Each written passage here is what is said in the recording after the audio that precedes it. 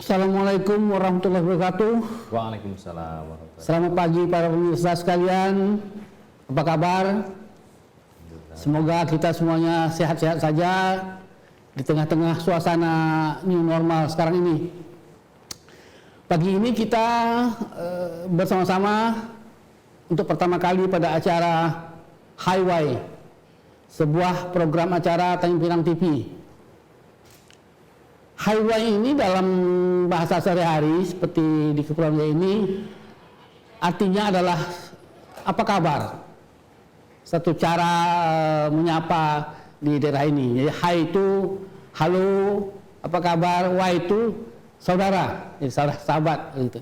Jadi acara ini adalah acara menyapa para saudara, sahabat-sahabat semuanya dan berbincang secara santai tentang berbagai persoalan terutama di Kepulauan Riau, ya masalah sosial budaya, masalah ekonomi dan sekali masalah politik, ya untuk membuat kita menjadi lebih bersemangat untuk menghadapi sehari-hari.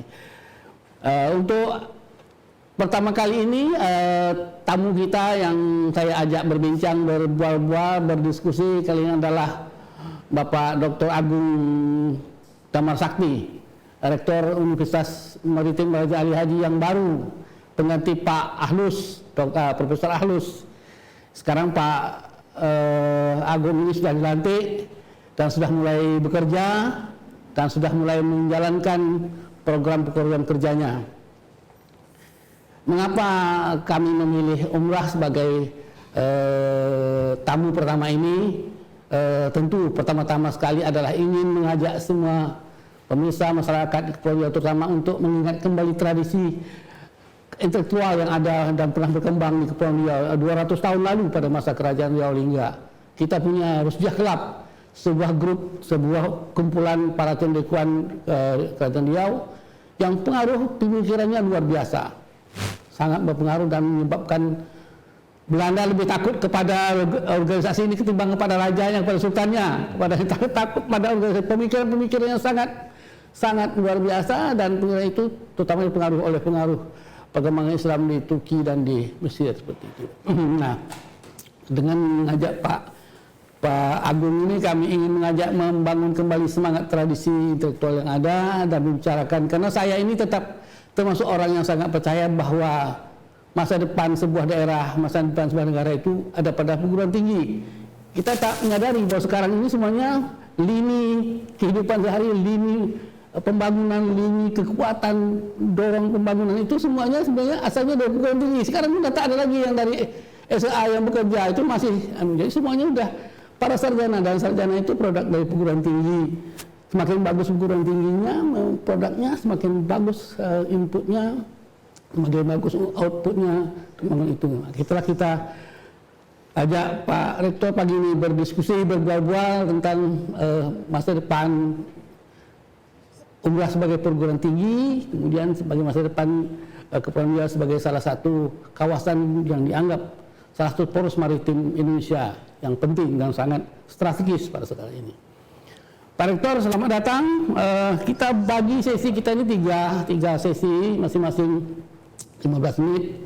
Nah, saya memilih sesi yang pertama ini untuk bertanya atau meminta Pak Rektor menceritakan sedikit, karena saya tertarik dengan visi dan misi yang Bapak tawarkan pada waktu mencalonkan diri menjadi rektor itu. Satu Gurindam, saya bilang ini sangat menarik. Namanya saja sudah menarik, kenapa lagi Gurindamnya? Karena dia menyentuh akar bahasa, akar tradisi, akar budaya di sini. Nah, tapi kan pemirsa kan banyak yang masih belum tahu sebetulnya satu Gurindam yang Bapak tawarkan itu sebetulnya makhluknya seperti apa gitu. Jenisnya seperti apa? Sebenarnya misi apa yang ingin Bapak kembangkan di umrah dan menjadi bahagian pembangunan Kepulauan Riau. Silakan Pak. Baik. Bismillahirrahmanirrahim. Assalamualaikum warahmatullahi wabarakatuh. Waalaikumsalam. Selamat pagi, salam sejahtera dan salam maritim Pak. Jadi kodenya seperti apa salam maritim? Salam maritim. Oh, itu apa tuh? Ini sebenarnya ini laut. Kita, ya. Ini sikap kita siap selalu. Oh, siap selalu gini. Jadi ini salam maritim nih. Oke, ini salam maritim seperti ini. Salam maritim. Oke. Jadi pertama adalah sebuah kehormatan bagi saya secara pribadi dan juga bagi Universitas Maritim Raja Ali Haji yang mendapatkan kesempatan pertama di dalam acara 1 jam bersama Dato' Rida Kaliamsi, sebuah acara yang memiliki filosofi yang sangat kuat sekali Pak. Ini sangat penting, tradisi-tradisi intelektual, tradisi kecendiakawanan di masyarakat Kepulauan Riau harus terus ditumbuh kembangkan. Berbicara tentang visi yang kami usung pada sebagai rektor 2020-2024 yang bernama Satu Gurindam, sebenarnya juga terinspirasi dengan ya akar nilai-nilai budaya Hasanah Melayu Islam di Kepulauan Riau itu sendiri. Kemudian kalau nanti saya akan coba jelaskan, ada jadi Satu Gurindam itu adalah merupakan akronim dari satunya adalah sinergitas, akselerasi, transformasi unggul.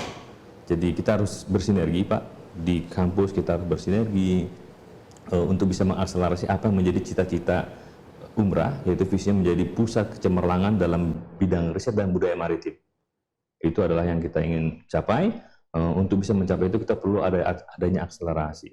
Nah, akselerasi ini hanya bisa dilakukan dengan melakukan transformasi budaya kerja, transformasi metode kerja, dan sebagainya. Ini penting supaya kita bisa menjadi unggul. Nah, unggulnya itu dengan sebuah program teknik besar namanya Gurindam. Gurindam ini sendiri sebenarnya juga lagi adalah akronim yang dari bahasa Inggris malah Pak. Nah, ini kenapa dari bahasa Inggris? Ini saya tadi Bapak menyinggung tentang Rusdia Club. Jadi sama, Rusdia Club juga kan adalah kombinasi antara bahasa Melayu Arab, ya, Cendekia dengan klub yang lebih bahasa Eropa sebenarnya kan gitu. Bahasa Belanda kan, jadi dari bahasa Barat gitu Pak ya.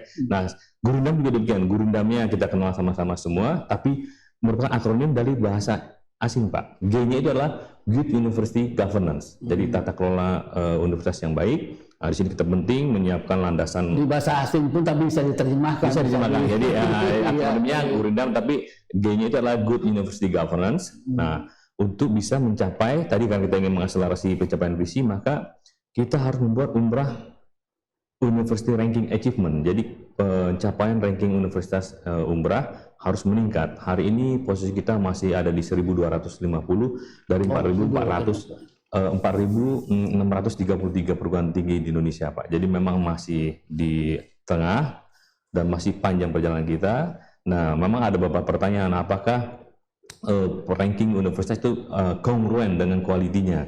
Saya nyatakan bahwa untuk yang di level 1250 pasti. Kalau kita bisa mencapai katakanlah 250 atau 100 besar, itu semua ini pasti harus kita perbaiki untuk bisa mencapai rankingnya. Nah, ranking ini sendiri adalah sebuah indikator bahwa oh ya, kita telah melakukan banyak perbaikan sehingga ranking kita dari 1250 bisa menaik sampai ke level yang lebih tinggi. Nah, untuk bisa ranking universitas meningkat, jadi U-nya tadi adalah University Ranking Achievement.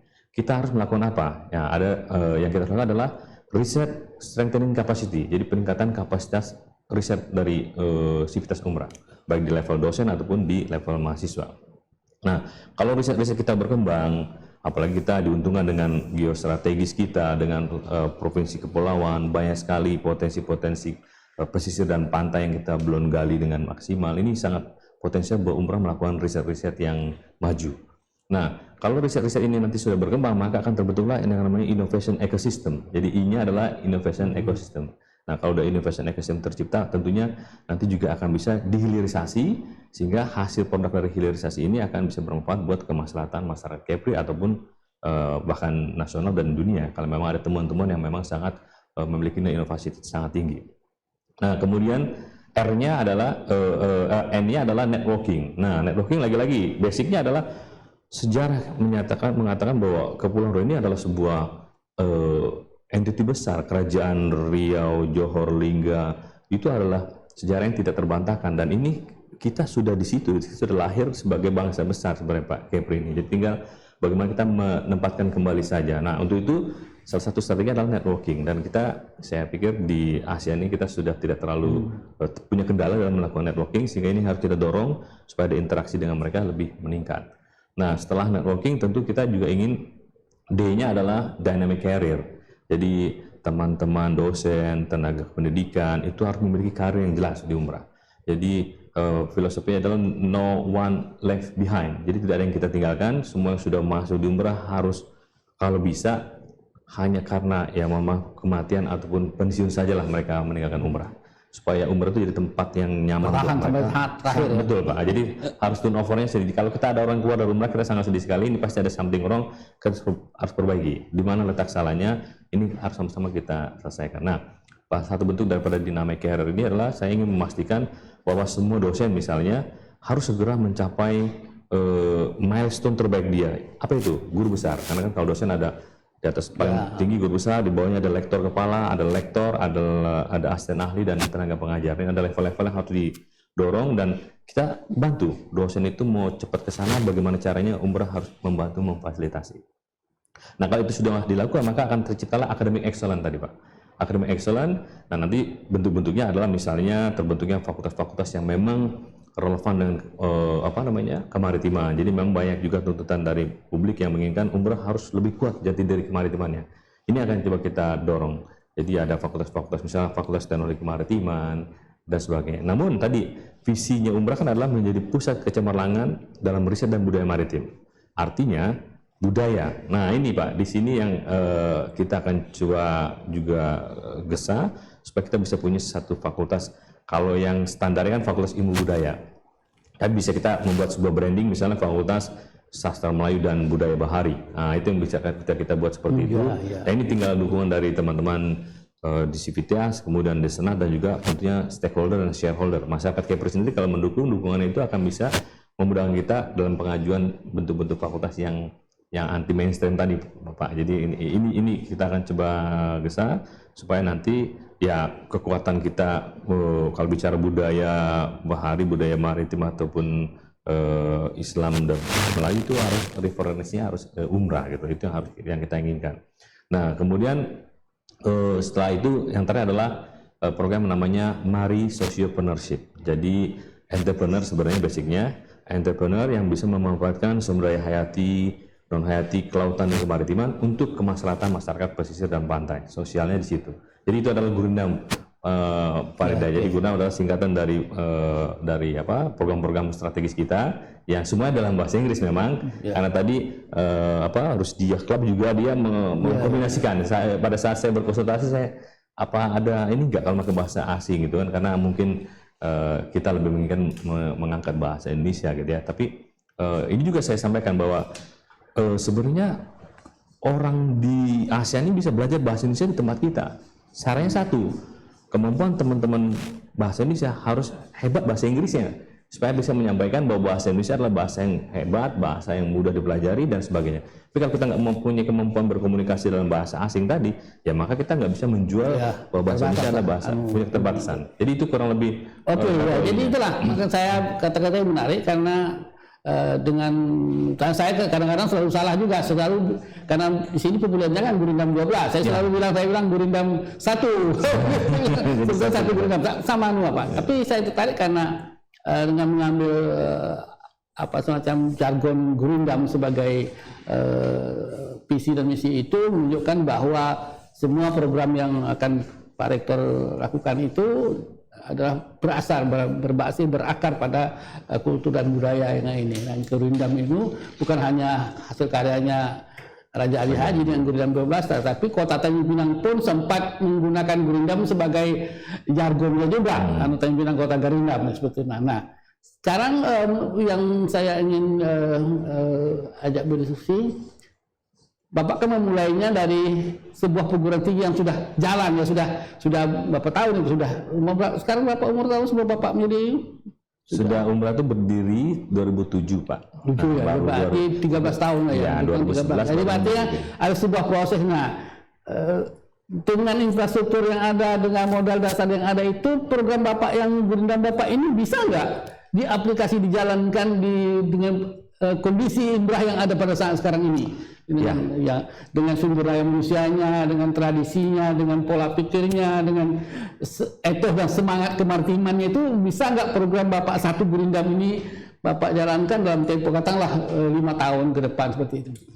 Ya, insya Allah bisa Pak Rida. Jadi memang umrah punya 3 masalah utama. Yang pertama adalah SDM. SDM-nya memang dari sisi jumlah dan kualitas perlu diupgrade. Sekarang berapa jumlah? Jumlah dosen itu sekitar 200 orang. Tenaga kependidikan ada sekitar 270-an. Jadi ada banyak. Namun memang mereka semua untuk berapa mahasiswa? Mahasiswa kita ada 5.800. 5.800 hampir 6.000 ya. 6.000. Jadi dari sisi jumlah di perguruan tinggi lain itu rata-rata jumlah dosen paling tidak 1.200. Di IPB misalnya 2.600. Jadi umrah peluangnya berkembang sangat besar sekali. Nah, selain daripada jumlah juga kualitas tadi saya bilang. Nah, kualitasnya bagaimana cara mengimprove-nya? Kita dorong supaya teman-teman sekolah untuk bisa segera ngambil S3, kemudian yang tenaga kependidikan kita coba berikan pelatihan-pelatihan yang memadai terkait dengan tugas-tugas mereka, dan juga tentunya adik-adik mahasiswa. Jadi ini juga harus kita dorong supaya mereka memiliki kualitas yang lebih baik sebelum mereka selesai di bangku kuliah. Yang dokter, yang profesor ada berapa orang sekarang? Nah, ini dia. Profesor hari ini kita belum punya, tapi mohon doanya buat masyarakat Kepulauan Riau bahwa insya Allah saya dalam waktu dekat akan bisa menjadi guru besar pertama di umrah. Dan targetnya memang hebat, menarik itu guru besar pertama, karena dulu guru besar yang datang dari luar. Pak Alonso datangnya dari luar kan, sudah profesor di tempat lain baru datang. Sekarang kalau Bapak bisa jadi profesor di umrah, wah ini best, menarik sekali, sebuah histori, sebuah sejarah. Dan saya memiliki target 2024 sebelum saya mengakhiri tugas saya sebagai rektor, maka paling tidak harus ada 5 guru besar. 5 guru besar di situ. Yang sudah kita bidik dan dari dalam, ada dalam semua. Dari dalam, dan juga bisa ada strategi dari, karena kebetulan kemarin pada saat pemilihan rektor saya memang juga tetap mengambil 2 kolega dari luar, dan saya kasih semacam kayak perjanjian bahwa Anda harus pindah ke umrah dalam 1 tahun, kalau tidak kami akan ulangi lagi. Dan mereka berkomitmen. Nah, kalau mereka berkomitmen maka itu akan bisa menambah jumlah profesor kita, Pak. Iya. Saya berarti Bapak sudah bisa memulai dari program Satu Guru dan Bapak dengan basis yang lumayan baik lah, walaupun masih ada beberapa kendala, tapi startnya akan lebih smooth seperti itu nanti. Oke, kita break dulu sementara waktu. Ya.